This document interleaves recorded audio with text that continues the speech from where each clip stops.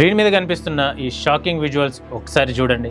ఆకాశంలో ఒక్కటంటే ఒక్క డార్క్ క్లౌడ్ కూడా లేదు, చుక్క వర్షం పడట్లేదు, వెదర్ అంతా ఫుల్ క్లియర్గా ఎండగా వస్తుంది. కానీ నదిలో మాత్రం సడన్గా 30 అడుగుల ఎత్తున అలలు, వేల టన్నుల కొండరాళ్లు, బురద వంటి క్షణాల్లో ఊర్లనే ముంచెత్తుతున్నాయి. నేపాల్ టిబెట్ బార్డర్లో జరిగిన ఈ విపత్తు చూసి ప్రపంచం మొత్తం ఒక్కసారిగా షాక్ అవుతుంది.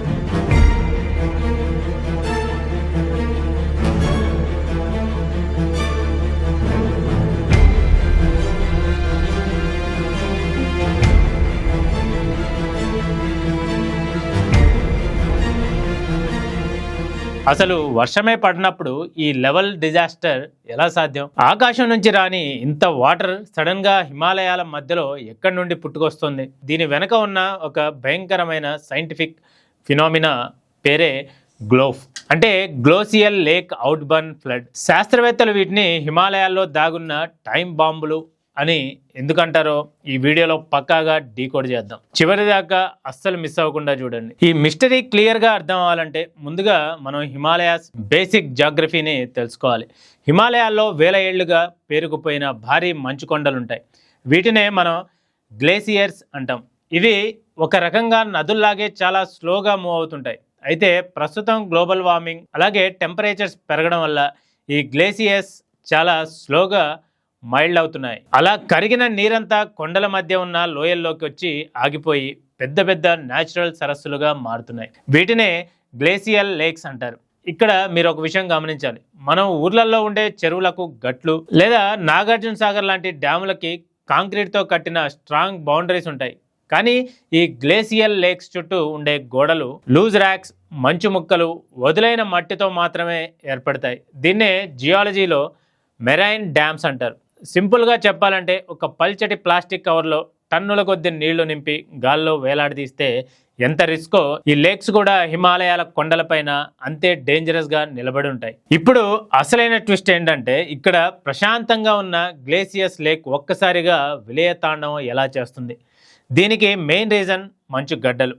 ఎత్తైన పర్వతం చివర ఉండే ఒక భారీ మంచు కొండ లేదా రాతి భాగం వీక్ అయ్యి డైరెక్ట్గా వచ్చి కిందున్న లేక్లో పడుతుంది.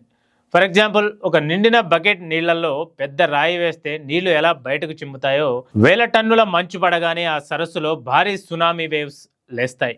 ఆ లేచిన అలల ఫోర్స్కి కిందున్న లూజ్ రాక్ వాల్ ఆ వాటర్ ప్రెజర్ను అస్సలు తట్టుకోలేదు. ఒక్క సెకండ్లో ఆ కట్ట బద్దలైపోతుంది.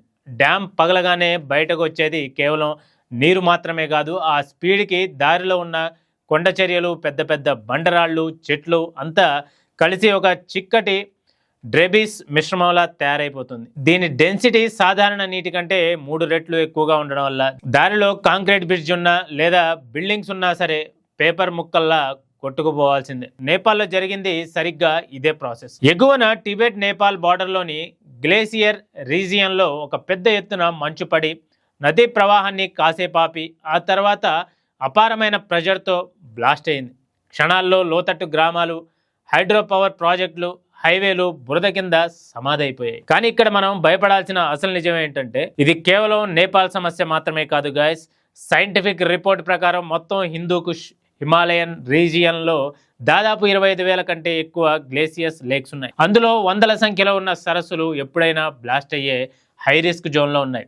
2013లో కేదార్నాథ్ డిజాస్టర్ వెనుక చోరాబారి లేక్ కారణం, 2021 చమేలి డిజాస్టర్, అలాగే మొన్నటి సిక్కిం లోనాక్ లేక్ బ్లాస్ట్ వెనుక ఉన్నది కూడా సరిగ్గా ఇదే సైన్స్. క్లైమేట్ చేంజ్ వల్ల టెంపరేచర్స్ పెరిగే కొద్దీ ఈ మంచు సరస్సులు సైజులో రెట్టింపు అవుతూ మన కొండలపైన టైం బాంబుల్లా మారుతున్నాయి. మరి దీనికి పరిష్కారమే లేదా అంటే సైన్స్ దగ్గర ప్రాక్టికల్ సొల్యూషన్స్ ఉన్నాయి. మొదటిది స్పేస్ నుంచి శాటిలైట్ మానిటరింగ్ చేయడం.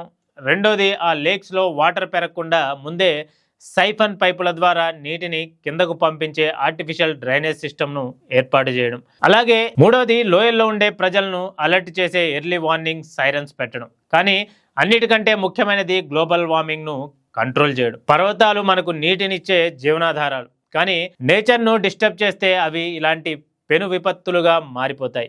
వర్షం లేకుండా పర్వతాలు విసిరే ఈ మంచు సునామీ గురించి మీరేమనుకుంటున్నారు? ఇలాంటి హిమాలయన్ రీజియన్స్ లో ఇన్ఫ్రాస్ట్రక్చర్స్ డెవలప్మెంట్ చేసేటప్పుడు ఎలాంటి జాగ్రత్తలు తీసుకోవాలి? మీ ఒపీనియన్ను కింద కామెంట్లో తప్పకుండా షేర్ చేయండి. ఈ వీడియో మీకు నచ్చితే, ఇన్ఫర్మేటివ్గా అనిపిస్తే లైక్ కొట్టి మీ ఫ్రెండ్స్తో షేర్ చేసుకోండి.